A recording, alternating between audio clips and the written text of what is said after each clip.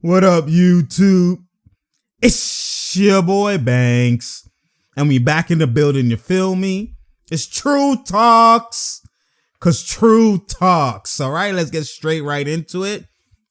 So you already know, if you didn't see the breakdown between the Trailblazers and the Raptors, definitely go watch that video. It's my previous video before this.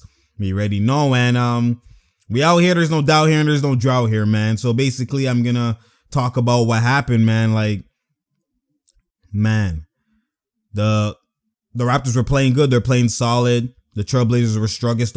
They were sluggish the whole first half and all that type of stuff. And definitely then the fourth quarter came, second half came, late third quarter, they started making a push. They kept bringing it down to 6. They'll go to 11, go down to 6, go to 11, go down to, go down to 5, go back to 12, stuff like that. And then finally they started getting over the hump when they brought back in Melo and they brought Lillard in this fourth quarter. You already know it's Dame time. You already know Melo's a clutch boy. And I told y'all getting at me. No, we don't need Melo. We don't need Melo. We don't need Melo. Look how Melo is eating without demanding the ball OD. He's playing off ball OD. And he's getting it in just situations, and he's cooking when he's getting it. You know what I'm saying? That pick and pop is deadly. Imagine a pick and pop with Pascal and Melo. They switch, Melo has a baby. They don't switch, you know what I mean? Or they switch, Pascal has a baby. You know what I'm saying? Like, that would be beautiful. People don't want to see that. But at the end of the day, it is what it is. You know what I'm saying? People say that I'm talking smack. When True Talks, you listen. Closer. Exactly what I said. Closer. They have CJ, Dame, and Melo as closers.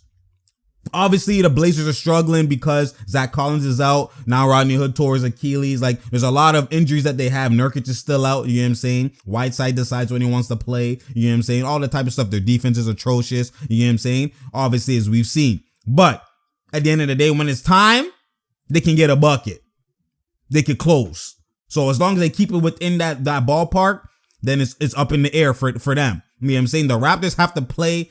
They can't be in clutch games when it matters because their closing ability is not the greatest.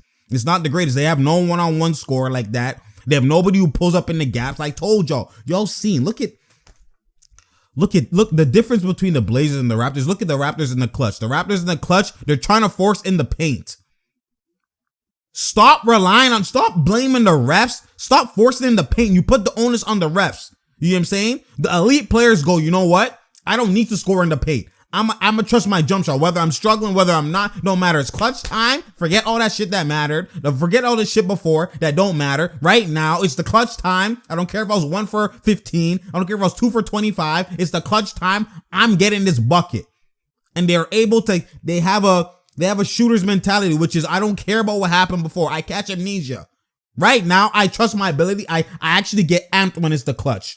I try more. I try harder. You know what I mean? The juices flow. Oh, the shot's going in. Bruh, stop this. I don't care if I was struggling. You know, before when you're struggling, you're thinking on every shot. You're open, all that type of stuff. But when it's the clutch, you don't think. The real ones, if you're a different breed in the clutch, you don't think. Your juices just say, I'm getting the bucket. You just get amped and you pull. You know what I'm saying? And that's the difference when I tell people about closing when it matters in the playoffs and the big games and the playoff push and stuff like that. It matters. That's why one player can change the whole dynamics of a game, especially in the big games. You know what I'm saying? I'm trying to tell people mid-range is never dead. That's that analytic shit. Analytics, they love all this mid-range being dead and it's a bad shot, the worst shot in the NBA and this and that. All the elites, the real elites, the ones who get buckets, the ones who are unguardable, they kill mid-range. They kill mid-range because it's a necessity. Mid-range is unguardable. You see that perfect play. Melo got it. Didn't even pump fake. He's seen that OG was chasing and he knows I've hit the last couple of shots. My threat of my shot. Okay. He's running at me to close out to jump. He runs out, blow by to that inside, into the inside foot.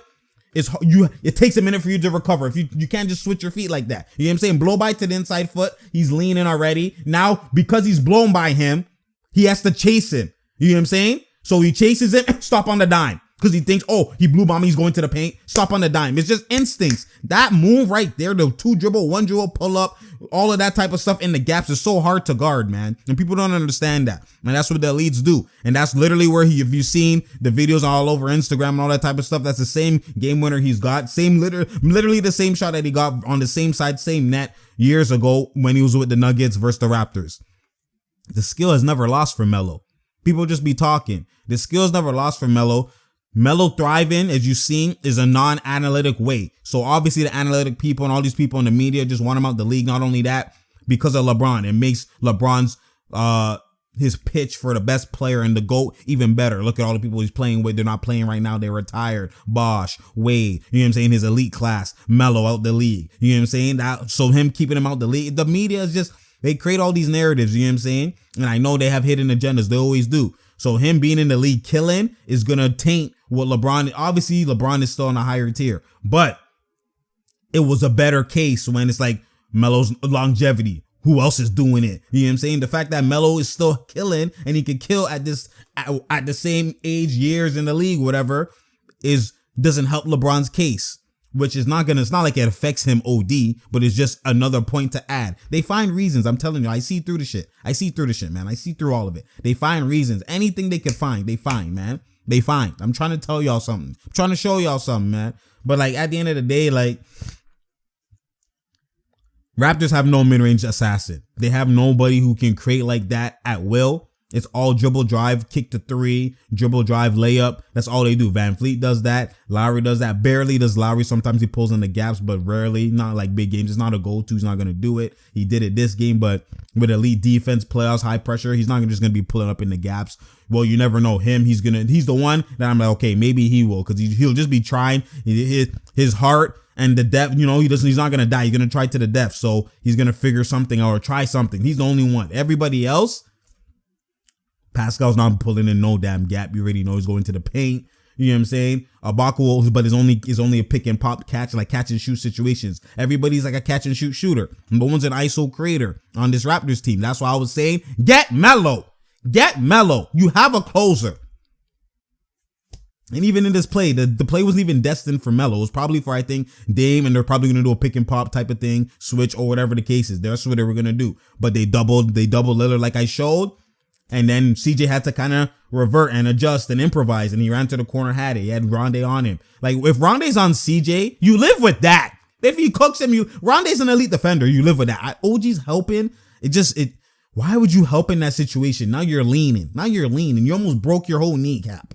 You're leaning. Now you're leaning twice with Melo, bruh.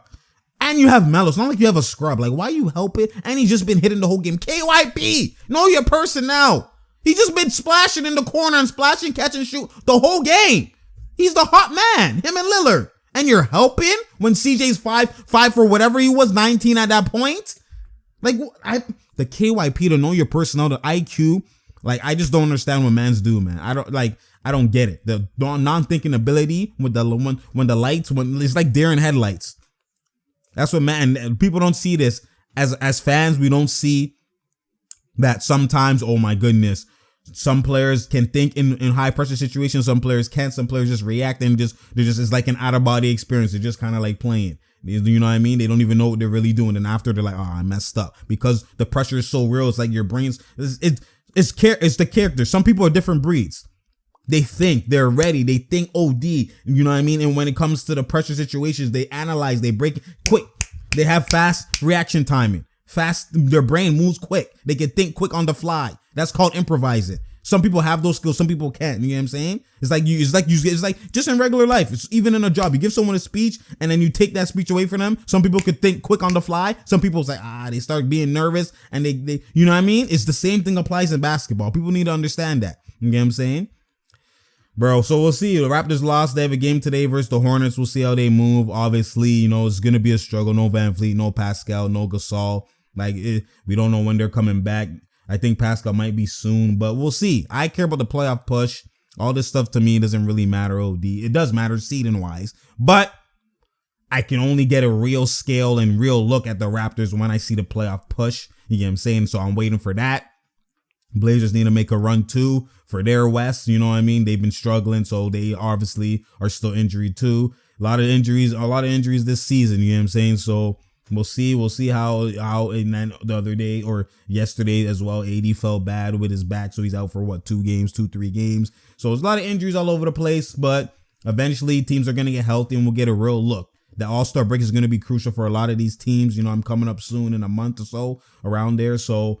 We will see how these teams end off this first half of the season. Then the real grind, the real test comes after that. We'll see. You already know. Anyways, it's True Talks, because True Talks. Share, like, and subscribe. We out here. There's no doubt here. There's no drought here. You feel me? Tell a friend to tell a friend to tell a friend. You already know, man. Anyways, I'm out, man.